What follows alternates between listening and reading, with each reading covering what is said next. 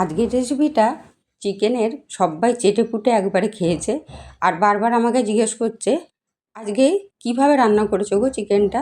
দারুণ খেতে হয়েছে। রোজ রোজ একঘেয়ে চিকেনের রান্না আর ভালো লাগে না, তাই ভাবলাম আজকে একটু অন্যরকম করে রান্না করি। এইবার দেখো 1 কেজি চিকেন আমি প্রথমেই দই, গোলমরিচ গুঁড়ো, জিরে গুঁড়ো, ধনে গুঁড়ো আর খানিকটা সর্ষের তেল আর পাতিলেবুর রস মাখিয়ে রেখে দিয়েছি ঘন্টাখানেক। তারপরে ব্লেন্ডারে পেঁয়াজ, কাঁচা লঙ্কা ব্লেন্ড করে নিয়েছি। আর নিয়েছি একটু কাজু আর পোস্ত বাটা। এবারে কড়াতে তেল দিয়ে নিয়ে সামান্য পরিমাণে একটু ঘি দিয়ে নিয়ে গোটা গরম মশলা আর তেজপাতা অ্যাড করে দিয়েছি। তারপরে যে পেঁয়াজ আর কাঁচা লঙ্কাটা বেটে নিয়েছিলাম সেটা অ্যাড করব। ভালো করে কষে তেল বেরোনোর পর ম্যারিনেট করা চিকেনটা আমি এর মধ্যে দিয়ে নেবো। ভালো করে চাপা দিয়ে কষার পর এই জলেতেই সেদ্ধ হয়ে যাবে, এক্সট্রা কোনো জল দিতে লাগবে না। এবার যে কাজু আর পোস্তটা বেটেছিলাম সেটা দিয়ে আবার ঢাকা দিয়ে দিয়ে করতে থাকবো।